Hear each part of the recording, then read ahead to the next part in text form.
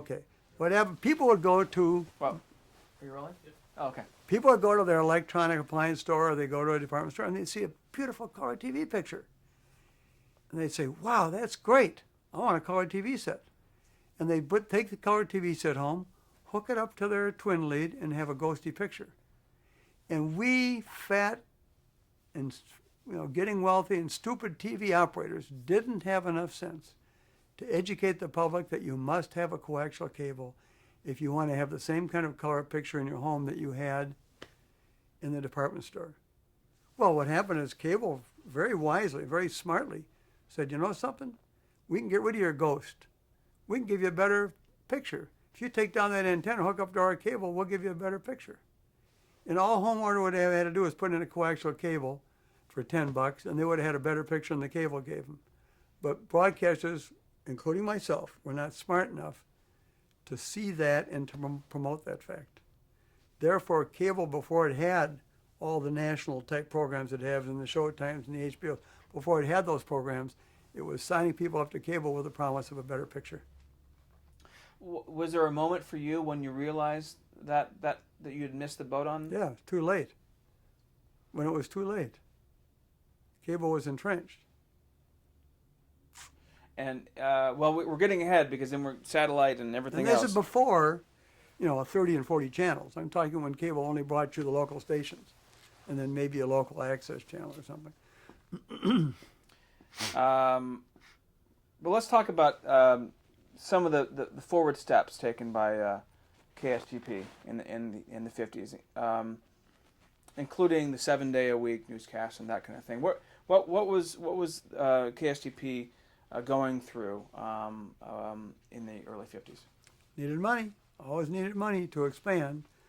But we started news, and we started putting news on in 1951. Full-time news. Before that, 1950, I think it was. You got the dates? Mm-hmm. Maybe it was even 49. 10 o'clock newscast. We had put a late newscast on right after the network. 1950. Yeah. Every night of the week, 10 o'clock, 7 days a week. So what did we do? Now, these things will seem like nothing to you. But at the time, they were very big. And it wasn't until 10 or 15 years ago that the argument stopped about, can news be profitable? And television operators said, you're stupid putting news on. It just costs you money. You're not going to make any money with it. Why put it on? Well, it's a public service. It's something we can do. We can show people pictures. So my dad did something very interesting. He went out and bought a black and white film processor. Now, we would process our own film. We could do it in about 15 minutes. We'd shoot an accident or a fire or whatever, in addition to things like the mayor giving a speech or opening a building or whatever. And we'd have it on the air before the newscast was over. Something that happened up on Snelling University Avenue at 10:05, it would be on our air before 10:30 news ended. And to people, that was remarkable. So we had a couple of movie cameras, old Bell and Howell, you wind them up, and we had a sound on film camera. And we had speed graphics. In 1951, in April, I became a news photographer for KSTV TV News. And I had a little tunable police radio in my car, and we didn't have any two-way radio system. And I would go out and I would prowl the streets of Minneapolis and St. Paul with a couple other guys, and we listened for police calls. And we would then go and we would try and get there before the police, and we'd take pictures, and we'd get the pictures back to the station long before 10 o'clock. We would develop them ourselves and print them on 8 by 10 sheets, print paper. We'd make notes. We'd tell the writers, the story writers, what the story was about. They would be on the phone talking to the police, whatever. They'd write up the story. We would print the pictures. We would then, at 10 o'clock, take the pictures in the studio, and as the anchor would read the stories quicker than I could see, we'd pull the pictures off the easel. Boom, and there's the next picture. And it's like pulling a napkin out from under a fork. It would happen that fast. Well, then, before too long, we got pretty sophisticated and got another camera. We had three cameras in the studio, so they could cut from film to live to easel, where there'd be two of us pulling pictures on each side of the studio as they, give us the cue. So we'd take the pictures, shoot the pictures, pull the pictures on the show, and we would be there right after something. And I could bring a picture in here and have it in the air in 10 minutes easily. Run back to the dark room, boom, boom, boom, boom, process it, print it, put it roll it through the dryer, and even put them on the air wet sometimes. And it was just a lot of fun. But it kept growing and growing, and of course, it wasn't too long before still cameras became pretty passé for television news. And we were all movie cameras. Well, then I think it was 1960 came, and NASA bought the first Ansco process, high-speed color film processor, 16 millimeter. My dad bought the second one. So then we had all colored film on our news. We were the first station in the world to be full-time color. And we were very proud of that. We were either the first or second station to have weather radar anywhere in the world. And these were all very exciting firsts. And of course, today, news has become a commodity because when anybody turns on any TV station, they expect they'll get the news. So you have to find other ways to differentiate yourselves. In those days, we could differentiate ourselves with technology. We could do things others couldn't do. We could get an airplane, and we could go out and shoot, news stories. I used to fly the news airplane, and we'd go out to towns here or there and get shots and take a movie photographer with us. I never did shoot movies. I only shot stills because my role started changing in the company. Were there other? But we did these things. Other photographers did shoot movies? 16 Yes, there were. Yeah, Mm-hmm. and I was one of the last still photographers. But then we got into investigative news reporting, and I think it's safe to say that KSTP TV was the first television station, at least in the United States, to do investigative reporting, and that was back in the early 50s. There was two Northwest Airlines planes crashed. I remember my dad getting me out of bed in the middle of the night, and we went down to Fountain City, Wisconsin. There was a Martin 202 crashed, and I remember seeing the sheriff had a guy by the hand, like he was shaking hands with just the arm. He was walking through the brush, looking for body parts and bodies. And I remember seeing all the bodies stacked up in the armory down in Fountain City. Why were the wings coming off of Martin 202s?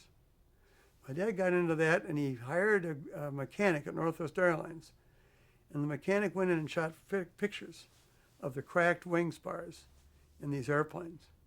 And as a result, we had exclusive nationwide stories of why these wings are coming off Martin 202s. The Martin 202s are grounded, and they quit building them, and they switched to Martin 404s, which were a great airplane. And then there was a case of a guy named Sturtevant at the St. Cloud State Reformatory, which was for adult prisoners. And my dad had heard that Sturtevant was hit over the head with a pipe and killed, although the prison said he died of natural causes.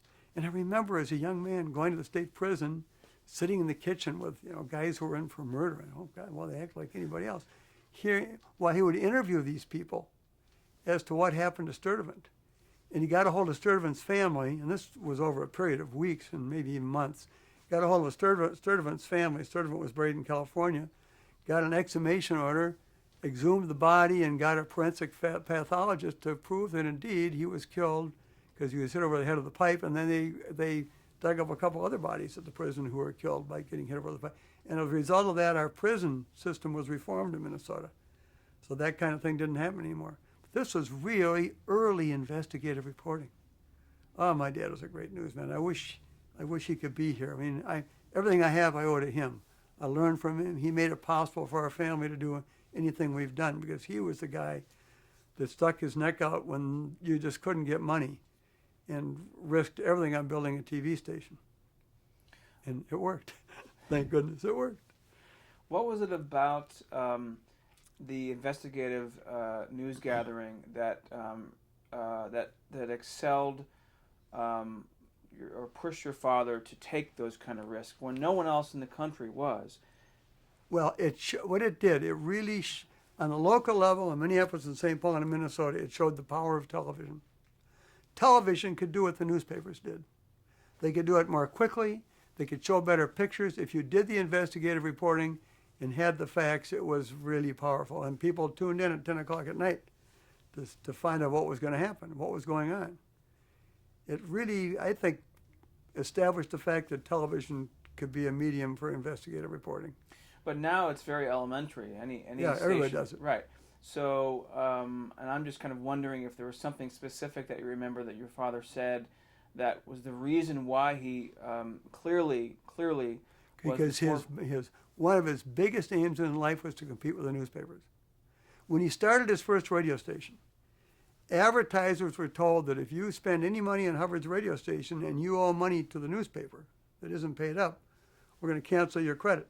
No more advertising until you pay up. I mean, they really made it tough for him to get his radio station started. Really made it tough. And he considered himself a competitor with newspapers. He was the only TV station in town. He was competing with newspapers for news, not with other TV stations. That's very important to understand. We all sit here today, and including myself a little bit, we all take television for granted.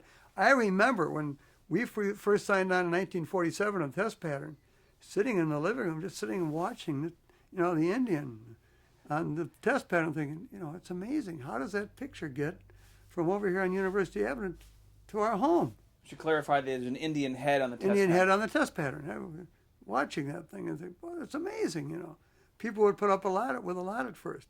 And then they start expecting quality and service and all the rest of it. But it's hard if I talk to my kids or they can't imagine a world without television.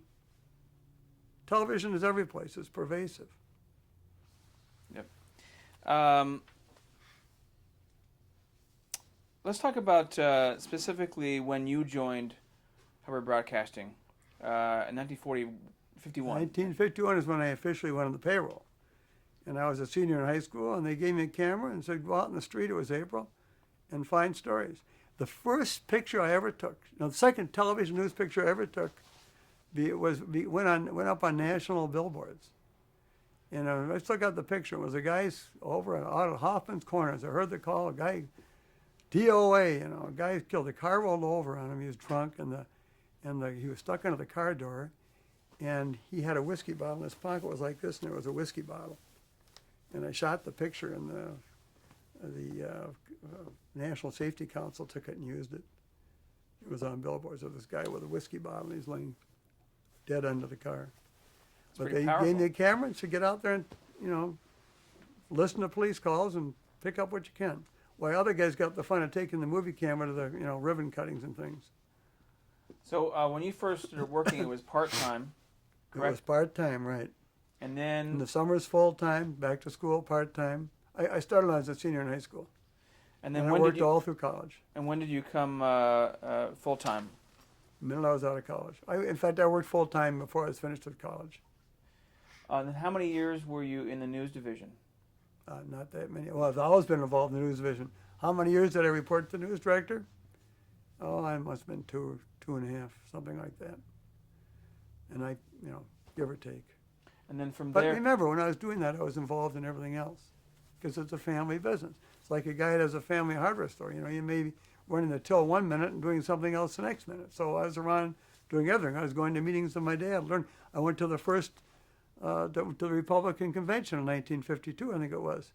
And how thrilled I was to, take pictures of Herbert Hoover and General MacArthur and General Eisenhower and Robert A. Taft and all these guys who were running for president. Oh, that was really fun. I had a accreditation and a pass. I go anywhere on the floor with my still camera. It was great. So really, literally, you wore many hats at the station. Yes, I did. And by doing so, learning every aspect of it. Well, I can't say I learned every aspect because I'm sure there are a lot of things that good people know that I don't know, but I learned a heck of a lot of it. Then did you become also the head of the radio division? Well, I got moved into radio. I remember radio was a sinking thing. And I remember now, this is where age plays an important part because rock and roll was just starting. And I said, our radio station is dying. I think we ought to go into rock and roll. And Mr. Ken Hance, who had been running the radio and was getting older, my dad said, rock and roll is a fad. You see, when other people said TV was a fad, he knew it wasn't. But when other people said rock and roll is here to stay, he said, it's a fad. And so we didn't get into rock and roll. And I ran the radio, and it was a very tough thing to do, and we had a lot of good people, but we ran a traditional radio station with NBC Monitor on Saturdays and a lot of network programming and a lot of big news department and all the rest of it. And it was tough sledding. I learned a lot from that. If you can just put in perspective how rock and roll was viewed then. Oh, well, by older people, it was viewed as almost a sin. Rock and roll. Like people viewed Frank Sinatra that way, with all of the crooner, with all the Bobby Soxers. And And when Elvis came along, it was really bad news. I mean, this guy was Elvis the Pelvis. And parents didn't like rock and roll. They thought it was leading us in the wrong direction. Maybe it did. Who knows? But that was the popular music of the day, and we didn't play it on our station. So as the head of the radio division, what were your main responsibilities? Keep the station running the way it was. That was pretty much it.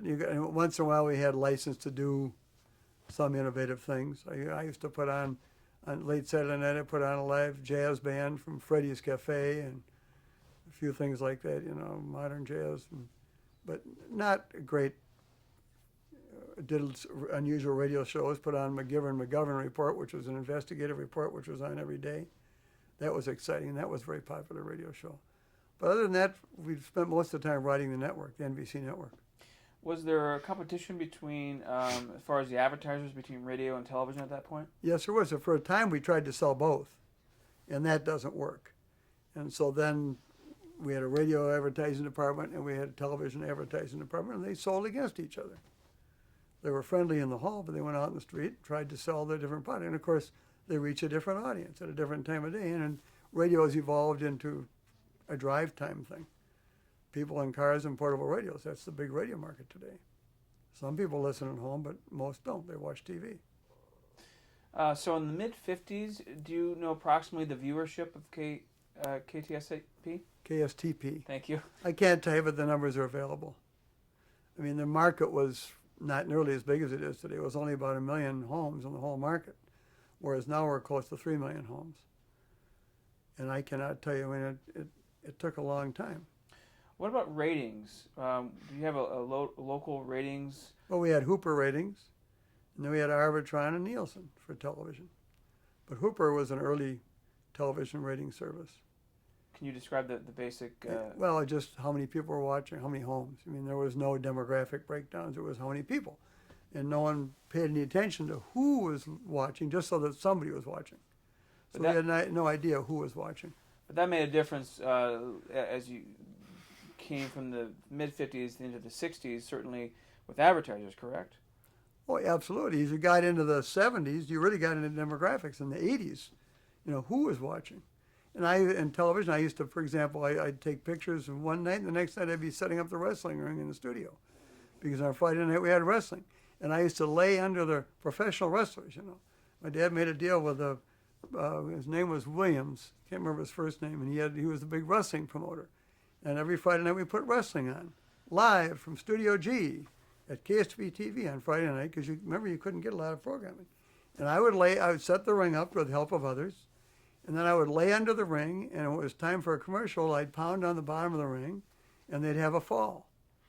And I'd accuse these guys of, throwing the match, and they'd say, no, we were really, like Jesse Venter, we were really stimulated. We knew it was time to really, the adrenaline poured when they heard you knock, and we got a pin. They pinned the guy 1, 2, 3, and then they have a commercial. Fun, huh? Those are the days. What kind of programs were on the air generally in the mid to late '50s? Oh, well, we started getting things like Dragnet, and I can't name all of them. Once we had the coaxial cable, then the network really started going. We used to have the Texaco Star Theater, a great show.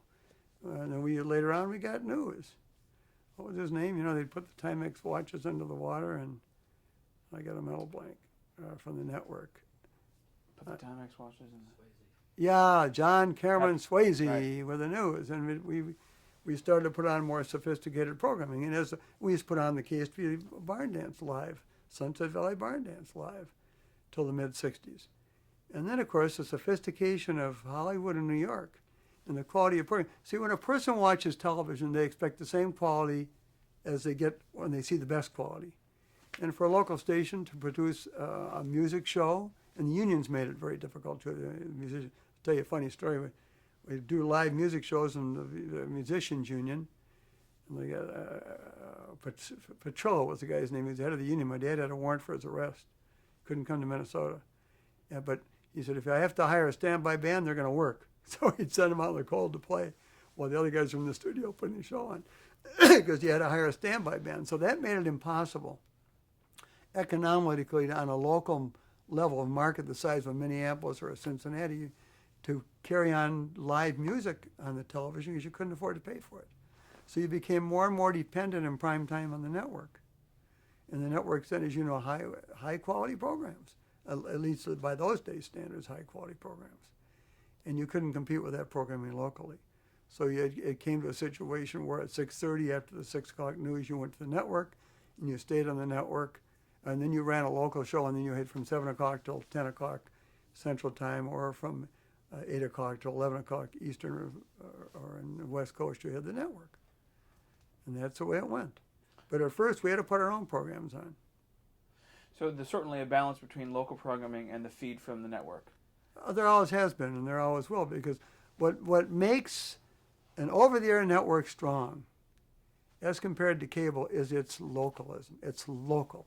It's a local television station. Remember, some 30-some% of the people don't have cable. So there's a lot of people out there today who are watching our station who aren't getting all those programs from cable. And we can promote ourselves. And network's a great invention. It reaches a mass audience, and it can keep promoting itself over and over again. Talk about some of the important acquisitions that you made for the company. Well, the first I used to push my dad. We ought to go out and expand the company. And he was getting in his late 60s, and he'd say, I don't want to start all over again. We're all happy, and we got a good business. But I got him interested in Albuquerque, New Mexico, KOB.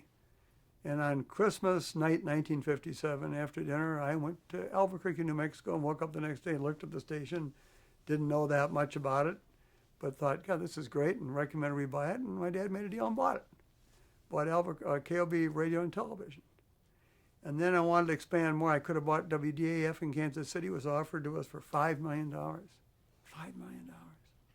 The ABC affiliate, or NBC in San Diego, was offered to us for $5 million. Too much money. We're not going to do it. I went down to Palm Beach to look at the ABC affiliate. It was owned by MacArthur. You hear about the MacArthur Foundation. That was an experience. I mean, I called this guy up and said, I understand you want to sell your television station. And he used the foulest language a man imaginable. What kind of a dumb son of a bitch are you? And worse words, they would want to buy this piece of shit, blah, blah, blah, television station, blah, blah. I'd sure like to see it. And he had his offices in the Breaker, is it the Breakers Hotel there? Yeah. And I guess he drank. And I want to look at the station. We could have bought that station for $3 million. I couldn't sell the board on doing it because it was risky. Would have had to borrow money. I mean, I think we could be important people in the industry if we'd done those things. So the next thing I did, I got permission to build a station. And I built Channel 44 together with my dad and others in the company in Tampa, St. Petersburg, Florida. And there was a guy named H.Y. Levinson, who owned a radio station, WCAR in Detroit. And there was a freeze. Do you know about the freeze? Anybody told you about the freeze? Tell us. When the television allocations first came out, it turned out it wasn't an efficient allocation, and not all markets could have enough TV stations. I'm sorry, a little more layman's terms as far as the FCC. Right. When the first allocation for television licenses came out, there were just far too many markets that only had 1 or 2 stations allocated to them. And I don't know who, Ward Quall can answer this question. Somebody figured out we've got to redo the allocation tables. It's not good enough to just have 2 stations in a market like whatever market it is. We got to have 3 or 4. So they redid the allocations, and they put on what they called a freeze. So we built our station, and Channel 4 went on the air here as WTCN at that time, but there were no more stations built because they were redoing the table of allocations. And once that was done, there could be more stations put on the air. So in the meantime, there was only 1 station in Tampa, St. Petersburg, WFLA, Channel 8. And this guy, H.Y. Levinson from Detroit, WCAR, came down and put Channel 38 on the air with a little teeny 300-foot tower. And he carried CBS and ABC because CBS and ABC had no outlet. There was only public television and the NBC affiliate, WFLA. And he called me and said, gee, would you like to buy a TV station? This is after the freeze was lifted because Channel 13 was put on the air. And then Channel 10 was put on the air, which became the ABC affiliate that operated from Largo, Florida. And he sure sold me on the market, but he didn't sell me on his station. I remember going back from the studios, and there was fly paper and just little, it was out on the pier. It was just unbelievable.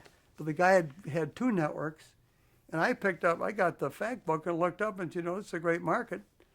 And we can build a TV station, a UHF TV station. Now that takes me back to Tom Canody. Did you ever hear that name? Tom Canody was the second vice president. Harry Bannister was the first vice president for affiliate relations. Frank Bannister worked for General Sarnoff at RCA. It was his job to line up affiliates and to see that relations were good. I remember him coming to visit Harry Bannister. I remember he and my dad and friends playing poker in the living room until all hours of the night. And then Tom Canody came after Harry Bannister as the head of affiliate relations at the National Broadcasting Company. And I remember one day he was in my dad's office. And he said, my dad asked him about UHF. And he said, well, we did a study. NBC did a study. We think there's only two places in the United States where UHF really makes sense. San Diego and St. Petersburg. Because in St. Petersburg, the terrain is flat, and I guess in San Diego, because you can get up on top of a mountain and the good propagation for some reason. These are the two, and I remember that. So when this guy Levinson called, I remembered that NBC had done a study, and I said, let's build a station down there. So we built the first successful UHF station in a VHF market. Now, I knew we had the advantage of the fact that almost everybody had a UHF tuner because they were watching ABC and CBS before Channel 13 and Channel 10 came. But I said, let's build a tall tower, which no one had done for UHF unless it was just a UHF market, and let's buy good programming. Let's put on really good programming. So we were the first successful, I'm very proud of this, UHF station in a VHF market. And we since have sold that station to Viacom. We traded for two New York stations, Albany and Rochester, for that station, and because Hearst moved into there and others moved into there, Barry Diller, and I said, beginning of the end, talk to my sons and my daughter, and I said, let's get out of there and get into some network situations. So we traded it. I remember Tom Canody was a veteran. He'd been injured in the war, and my dad didn't allow liquor in the place.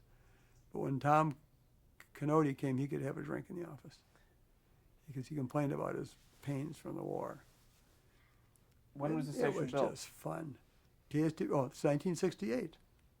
And Jim Dowdle ran it for a long time. Jim Dowdle, later became the head of Tribune Broadcasting. He can tell you an awful lot about independent television stations. An awful lot, Jim Dowdle can. Ward Quall bought KTLA for Gene Autry. You got to talk to Ward Quall. I know. I promise you I will. And everybody in the industry refers to him as a great Ward Quall. A great American. I have no doubt. When you have that interview, you're going to go away just saying, God, I'm glad I did that. Have him tell you about when he was in the Navy.